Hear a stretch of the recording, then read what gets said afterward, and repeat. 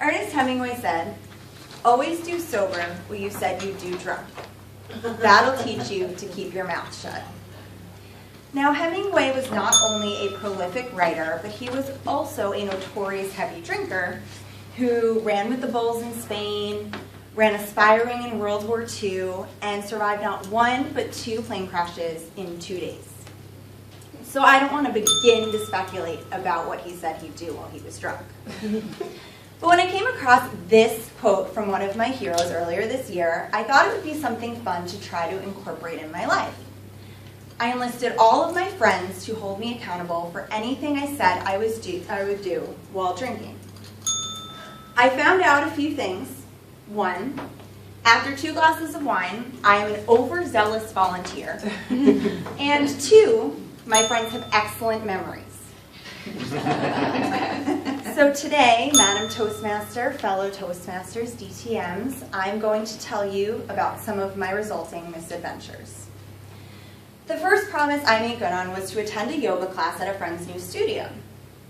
Now, I'm not really a yoga person, but while out one night, I thought to myself, "You're strong. You're pretty bendy. You should do yoga."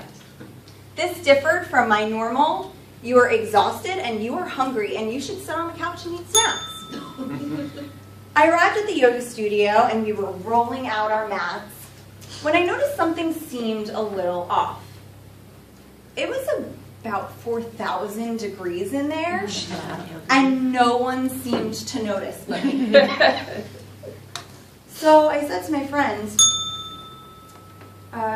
"What's going on?" And she looked at me like I had about 7 heads when she said, "It's a hot yoga class." Friends, I had made a terrible mistake. I was paying someone so that I could sweat in Florida. The instructor started the class, and we moved through a whole bunch of poses like Warrior 1 and chair pose, and I'm feeling pretty good because I can do all these poses. I start imagining my future inevitable life as a professional yoga person, and just as I'm deciding what kind of hemp bag I'm going to buy, the instructor says, "Kick up into a handstand." What? I did not sign up for handstands. I am right side up only. But now I'm looking around the room and everyone is inverted, so I decided I have to give it a shot. I kick up and it's something like this. I try it again, more of the same. I think maybe this is getting a little embarrassing and I should try a little harder.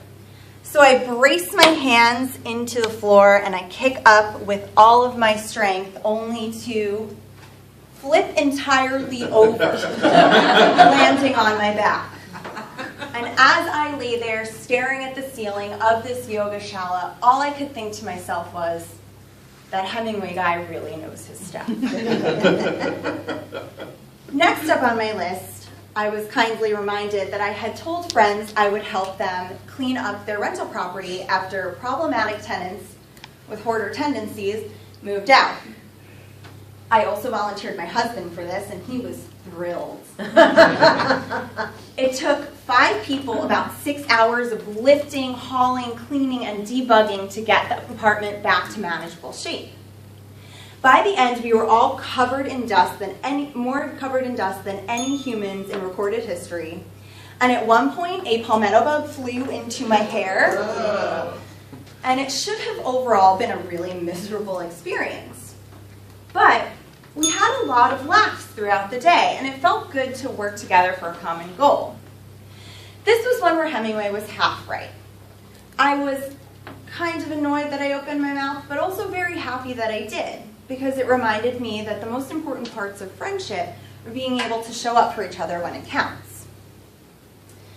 Next on my list was a 5K, which may not sound that difficult to some of you. But I don't run, and I also didn't train for it because apparently training involves running, and running is miserable, so that was a hard no for me. I arrived the morning of the race, and I was directed to a man named Ken to sign in and get my race number. Ken was one of those naturally exuberant and chipper morning people. He stood there with his clipboard, bouncing on his toes as he checked me in, and he said, "Are you pumped to run?" I was not. Ken signed me in and pinned my race number to me with all of the awkwardness of a prom date corsage pin. I texted my husband to tell him I loved him in case I didn't make it, and it was time for me to run. If you've ever done one of these races, you know that the start of it, you're kind of like physically active sardines because everyone's really smushed together. Then the talented runners separate themselves. I was not one of them. And as we worked our way, I knew that a 5K was only a little bit over 3 miles, but it felt like a marathon.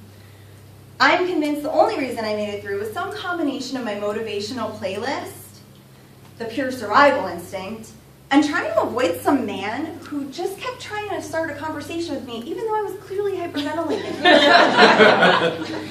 Of all the things I did throughout this experiment, this is the one that I would have been least likely to volunteer for had I not been influenced by wine. It's also the one I was most glad that I did, because I accomplished something I didn't think I could. Now, when Ernest Hemingway said the line that started all of this, I would assume that his intention was to have people think before they speak. To my husband's great dismay, it did not have this effect on me. It did have a surprising effect, however. It caused me to look at the drinking component of my social interactions, because I realized that I had a lot more fun doing the sober activities I promised to do while drinking than I ever did while drinking in a bar. This wound up being the catalyst for me giving up alcohol and has resulted in my teetotaling ever since. So if you find yourself hitting the bottle this holiday season, I urge you to keep Ernest Hemingway's advice in mind. Madam Toastmaster.